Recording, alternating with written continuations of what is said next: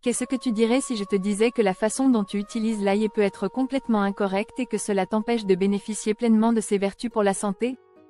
C'est vrai.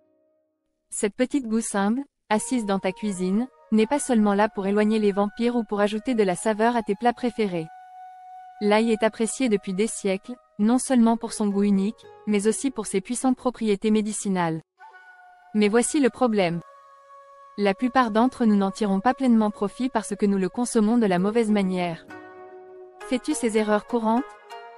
Aujourd'hui, nous allons découvrir les 8 erreurs que les gens font en consommant de l'ail. Des erreurs qui peuvent réduire ses bienfaits, voire nuire à ta santé. Reste bien attentif, car ce que tu vas apprendre pourrait bien révolutionner ta routine santé. Erreur numéro 1, faire trop cuire l'ail. Tu te souviens de quand ta grand-mère te disait que la cuisson détruit les nutriments? Eh bien, elle avait raison. Quand il s'agit de l'ail, une chaleur excessive peut être désastreuse pour ses propriétés bienfaisantes. Le composant actif, la lysine, responsable des nombreux bienfaits de l'ail, est extrêmement sensible à la chaleur. Imagine que tu prépares ton sauté préféré et que tu ajoutes de l'ail à l'huile brûlante dès le début. Bien sûr, ça sent divinement bon.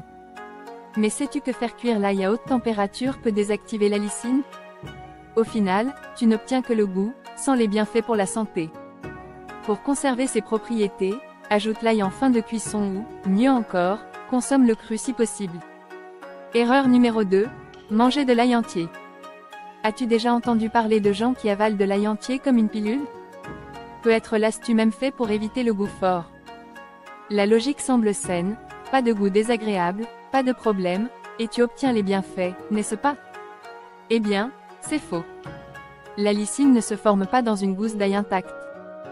Elle se libère seulement lorsque l'ail est coupé, écrasé ou mâché, permettant ainsi aux composants actifs de se mélanger.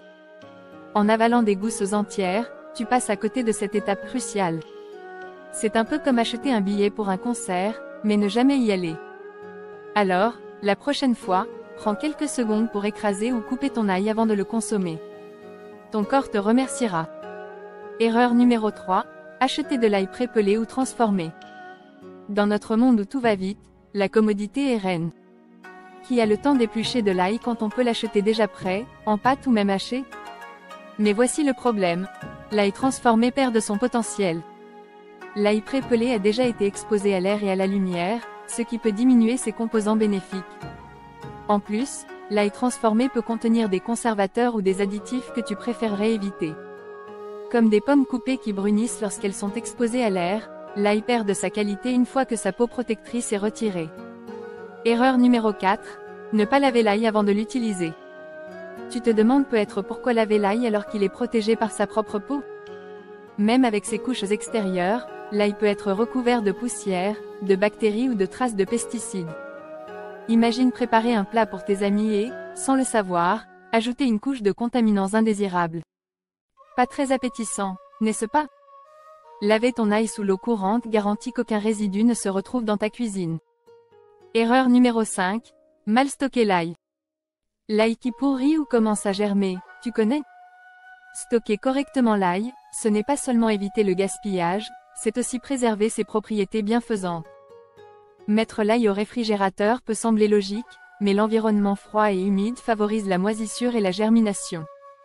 À l'inverse, le laisser dans un endroit trop chaud peut le dessécher et réduire son potentiel. La meilleure façon de stocker l'ail est de le conserver dans un endroit frais, sombre, avec une bonne circulation d'air, comme un panier en osier. L'ail doit pouvoir respirer pour rester frais. Erreur numéro 6, ne pas laisser reposer l'ail après l'avoir coupé. La patience est une vertu, surtout avec l'ail. Lorsque tu coupes ou écrases de l'ail, la magie opère, mais seulement si tu attends. Laisser l'ail reposer au moins 10 minutes après l'avoir coupé permet aux composants bénéfiques de se développer pleinement.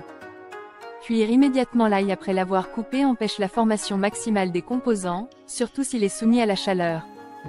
Erreur numéro 7, ignorer les interactions de l'ail avec les médicaments. L'ail n'est pas juste un aliment, c'est aussi un médicament. Comme tout médicament, il peut avoir des effets secondaires. Consommer de grandes quantités d'ail peut interagir avec certains médicaments comme les anticoagulants, les traitements pour l'hypertension ou le diabète. Par exemple, les propriétés de l'ail peuvent amplifier les effets des anticoagulants, ce qui pourrait entraîner des saignements excessifs. Si tu prends des médicaments, consulte toujours ton médecin avant d'augmenter ta consommation d'ail ou de prendre des suppléments. Erreur numéro 8. Ne pas choisir le meilleur ail. Choisir de l'ail de bonne qualité est plus important que tu ne le penses. La prochaine fois que tu fais tes courses, prends le temps d'examiner les gousses d'ail. Choisis celles qui sont fermes au toucher, avec une peau intacte et sans taches. Évite celles qui sont molles, flétries ou moisies. L'ail frais et ferme a un maximum de potentiel pour t'apporter des bienfaits.